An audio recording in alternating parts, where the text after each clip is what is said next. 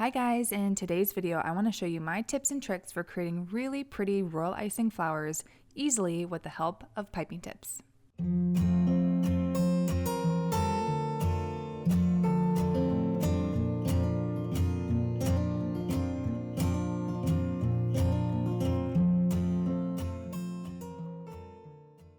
The first tip to royal icing flowers is icing consistency. The icing needs to be really thick and hold a stiff peak. So you can see that the icing is still holding that nice stiff peak even when the spoon is lifted up from the surface.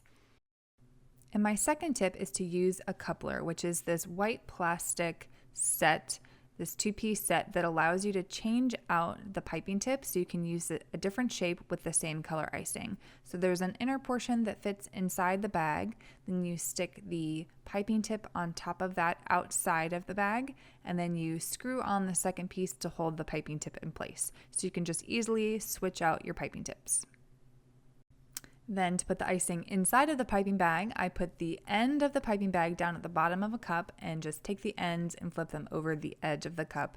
And then I just scoop in the icing. And this makes sure that it's a really clean transfer of icing from the bowl into the bag and I don't have a lot of mess to clean up afterwards.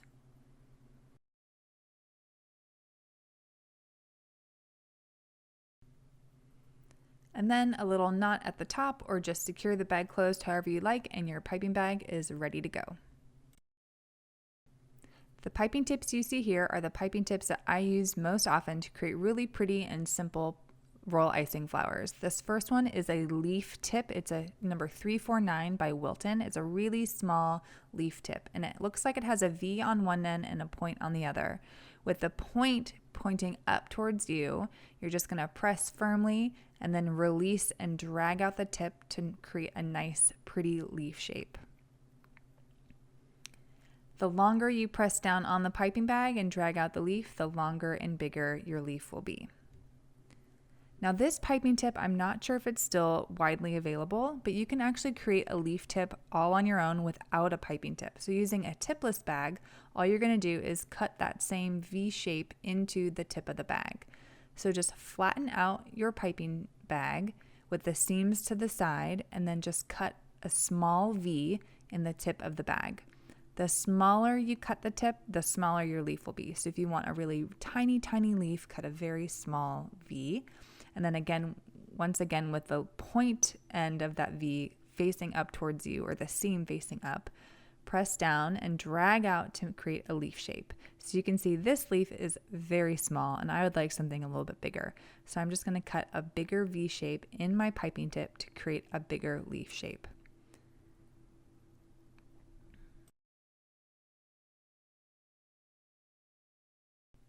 It may take a couple tries to get the perfect size that you want, especially when you're cutting your own piping tip, but always start small and you can cut a bigger hole if you need to. You cannot make your hole smaller. So once you kind of get the feel like you might have the right size, just test it out and see, and if it needs to be a little bit bigger, then you can always cut it bigger. So this shape here looks perfect for me. I want something a little bit smaller than that 349, so this one is making the perfect size leaf for me. The next piping tip I want to show you is this number 16 piping tip by Wilton. It's an open star tip, which means the prongs are staying open. I'll show you what a closed star tip looks like next.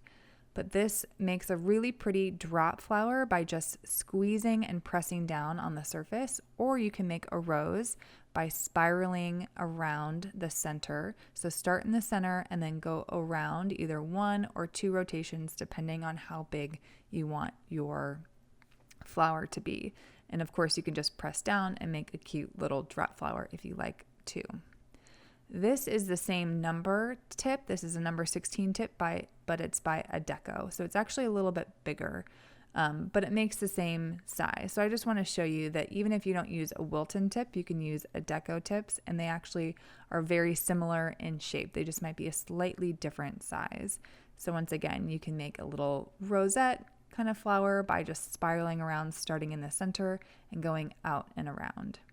This is a closed star tip. So you can see the prongs at the end are actually curled inward, and they also make a really pretty star shape when you just press it down on the surface, squeeze, and then release and lift up, or you can make a really pretty rosette as well. And you might notice that that rosette has a little bit of kind of weird shape on the edge, and that's because the icing has dried in parts of the crevices of that piping tip. So always keep a damp towel handy so you can clean your piping tips regularly. And then you'll have the perfect shape that you want. So when making rosettes, always work from the center and go out and around. You can go counterclockwise or clockwise, whatever works best for you. The next piping tip I want to show you is a drop flower tip. This is a number 224 by Wilton, and all drop flower tips have a little needle point in the center, and you're actually going to press that needle point down on the surface of your cookie or whatever surface you're working on. You press down, squeeze your piping bag, and then twist on that needle point. This one is a little bit tricky because you have to release kind of quickly and make sure you're not pulling up on your cookie. And this one is also tricky because, like the number 224 tip, the icing can dry in those crevices. So once again, make sure you clean out your piping tips regularly. If you need to, you might actually need to take a scribe tool or some pointed object and actually scrape out that dried icing. To prevent the icing from drying in your piping tip, you could always keep a damp towel over your piping tips while they just sit and you're kind of waiting between flowers.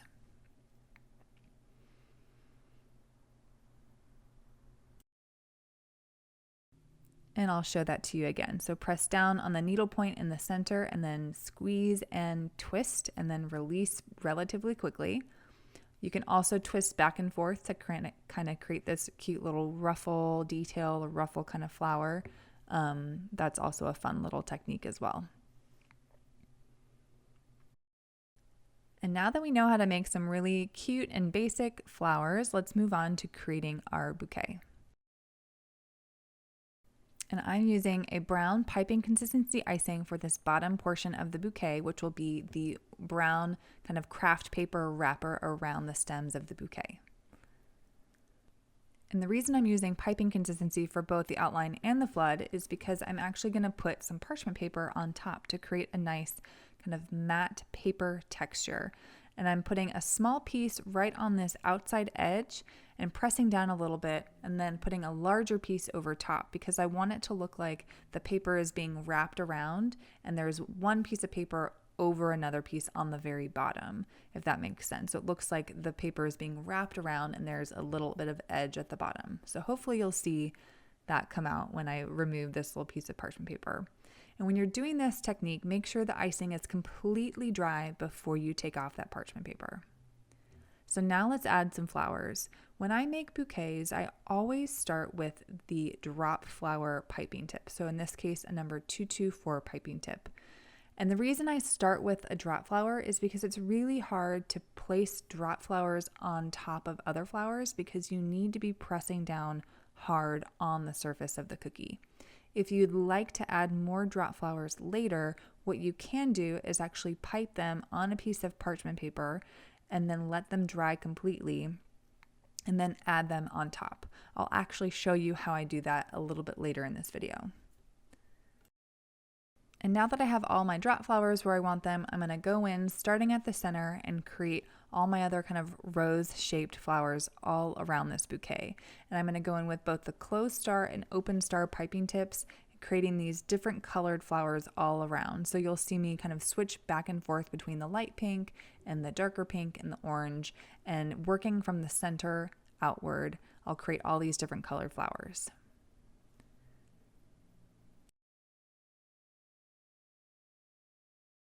And you'll notice I'm creating all of my flowers working in a clockwise direction. I am right-handed, so that is just natural to me to work clockwise. If you're left-handed, you can certainly work in a counterclockwise direction, whatever is easiest for you.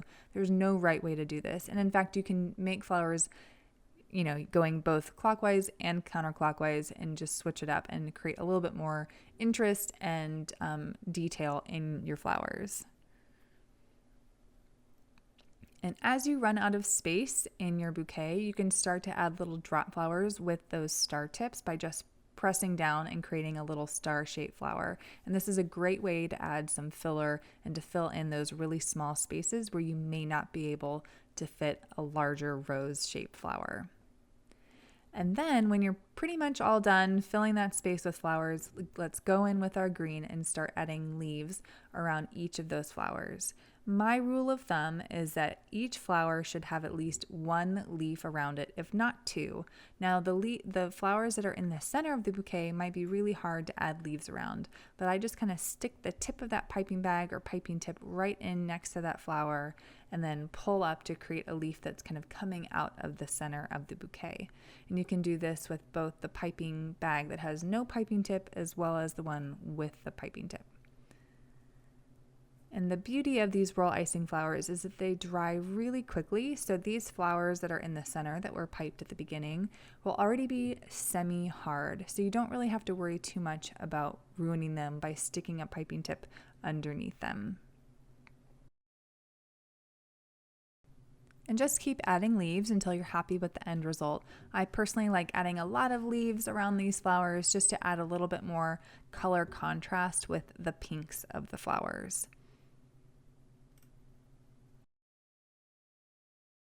And the last optional step is adding a little bit of color to the center of those drop flowers. There'll be a little hole left by the needle point of the piping tip, and you can fill that with any color icing you want. So this is great when you have a coupler. You can switch to a round tip and just easily fill the center of that flower.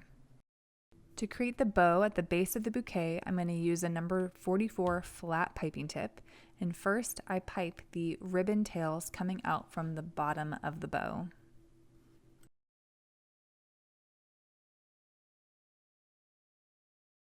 Then I'll pipe the loops of the bow by creating kind of an offset oval shape meeting in the middle. And I'm going to do that on either side so it looks like part of the ribbon is coming up over top of the bottom of the ribbon.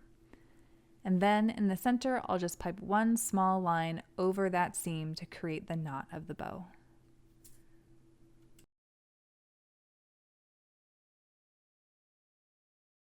And when you're done with your bouquet, if you want to add more drop flowers on top, just take any drop flower that you've already piped on parchment paper and has dried completely, and then just squeeze on a little bit of extra icing on the back that you can just stick on anywhere on that bouquet.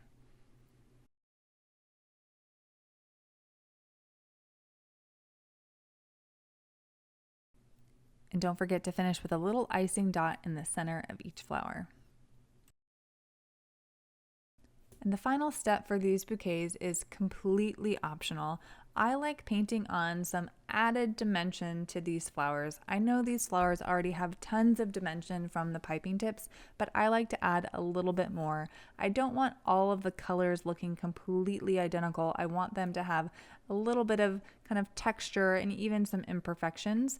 So I am going to paint on some highlights and some shadows. I'm also going to do this to the bow to make the bow look a little bit more dimensional.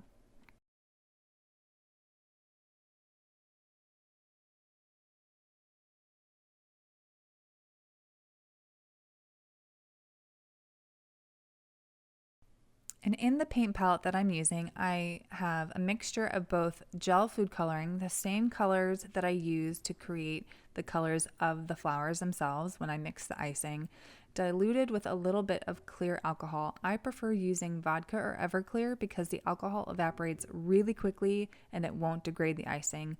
Don't worry, you can't taste it at all on the cookie, and it's perfectly safe to eat. So all I'm doing is painting a little bit of that diluted color into the crevices of each of the flowers, just giving them a little bit more pop, a little bit more dimension and color, and just creating a little bit more interest in each of the cookies. I like to focus the color in the center of each of those rosettes because I want them to look darker and even look like they're kind of sunken in a little bit more. And then I also paint within the crevices, like I said.